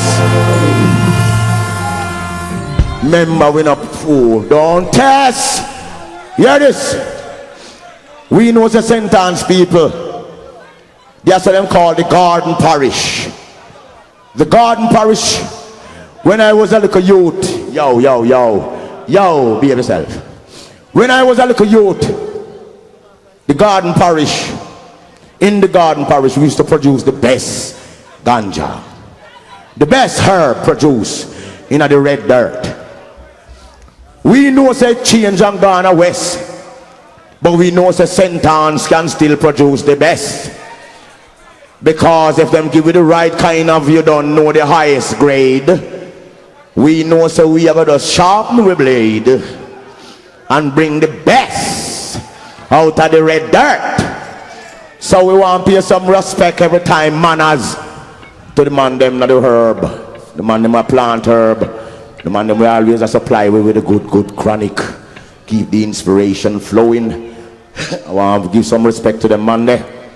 And I want little brother like KD Dark, we a fight against ganja because him have another commodity where it a compete with ganja. Him a fight against ganja and set up him derricks will make all police a shoot man for spliff. When the whole of them boy they go to school, a ganja send them go to school. From the prime minister down to the very last one. Because a countryman them and we know it's a country have to plant ganja to make the business run. So right now, we want to remember them say them have to go legalize it. Coming from one wheel and the man called Peter Tosh, we tell you them say them to legalize ganja and make we all live happily ever after. You understand? Well, see this go on and over lick. I want to know say every ganja man solid as a rock. Legalize it. Legalize it. Legalize it. Hop it up. Hop it up. Hop it up. Hop it up. Hop it up. Hop it up. Now put your hand up in the air. I want to see all the flag them. If you love your marijuana, put your hand up in the air. Put your flag them up there. If you love your sensimilia, put your hand up in the air. If you love your indica, if you love your ice cream, yes, let them put your hand up in the air. Yes, come along, come, make we legalize it. Yeah. You understand me? We are gonna show them, say, we are gonna agitate, and we are gonna bust the gate. Cause we don't pray that KD Dark.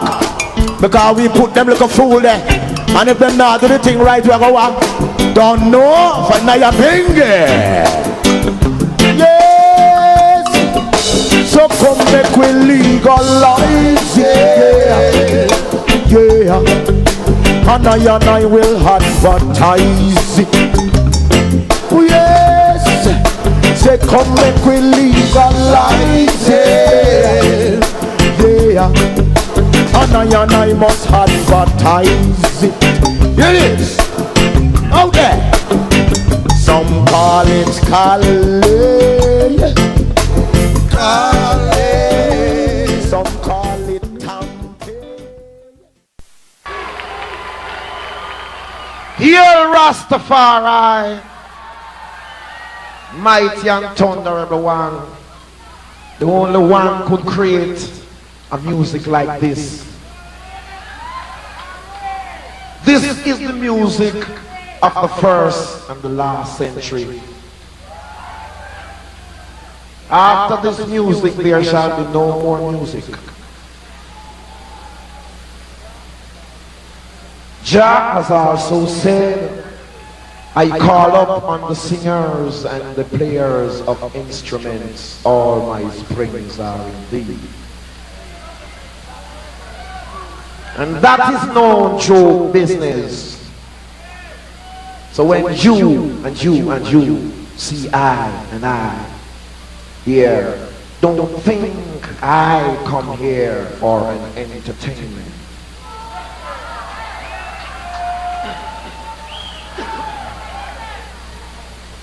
I and I come to flash lightning, earthquake and thunder in these places of destruction and unrighteousness. We are living in a dispensation of Satan's monopoly, where the devil is doing his work 25 hours a day. See? He's busy working on all of you. Where do you stand? There is no in between. See? There is no in between. You got to be either here or there. You better be in or out. Every time I come to these places, I hear brothers saying, get down, man. Get down. How bomb-clad far down can you go? The farthest you can go down, man, is 6'6", man. Down to your grave, man. And a hearse take you there. Many people follow you there, and many will cry when you die and go to heaven up on high. Madness. See? It's the meek shall inherit the earth. And what Satan and his disciples are busy doing is trying to destroy the earth and its inhabitants thereof.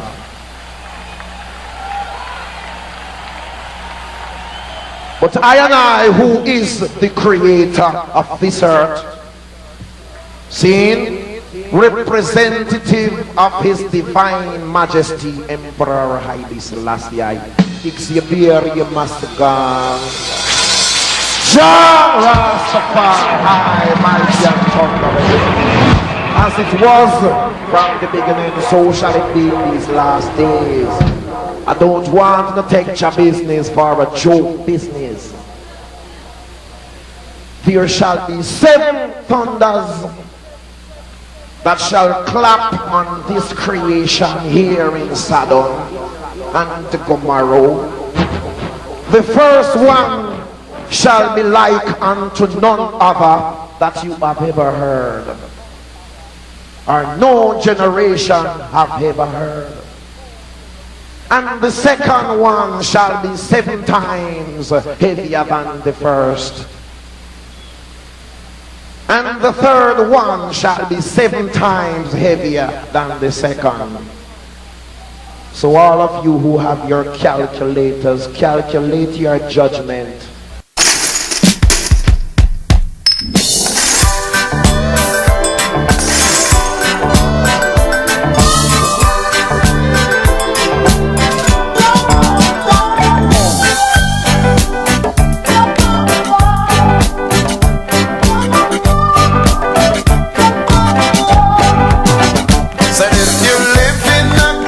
House, don't throw stones.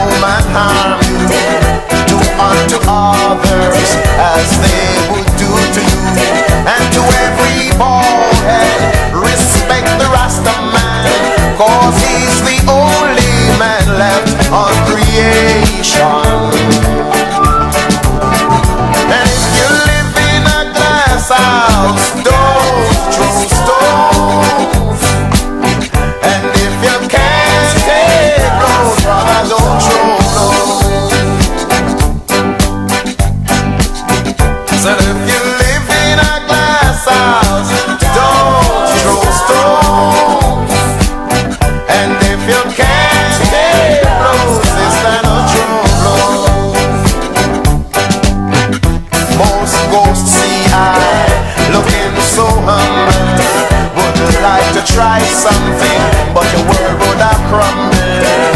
Cause behind thy back, you like to grumble, and before I face, you always a fumble, yeah.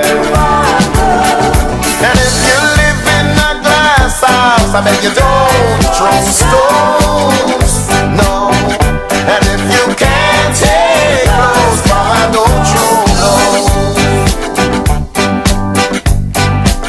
Said if you live in a glass house, not throw stones.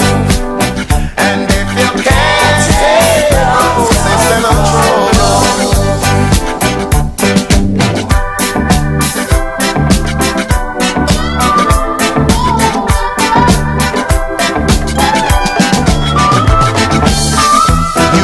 Your world on lies and illusion, but you never know that this is the conclusion. No chance, no hope for those who kept it a-going, cause you never know that the truth was showing. And if you live in a glass house, don't throw stones. And if you can't take those, brother, don't throw those. Said if you live in a glass house, not throw stones. And if you can't take those, sister, don't throw those. I'm on this earth to give your praise, and all I ask for is longer days. I come to do the things that are right, and if you don't like my do it, we're gonna fight every time. And if you live in a glass house, not throw stones. And if you can't take those, brother, don't throw those. Said if you live in a glass house, don't throw stones. And if you can't take those, don't throw those. Said if you live in a glass house, don't throw stones. And if you can't take those, don't throw those. That if you live in a glass house, don't throw stones. And if you can't take those, don't throw those. That if you live in a glass house, you don't throw stones. And if you can't take those, don't throw those. That if you live in a glass house, don't throw stones. And if you can't take those,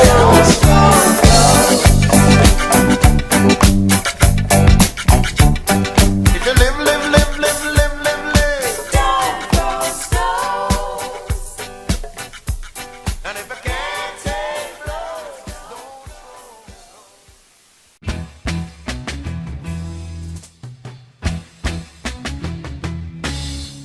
As the socialist Fred Hampton used to say, to you we say peace if you're willing to fight for it. So peace, everybody, and we'll catch you in the whirlwind. what I like.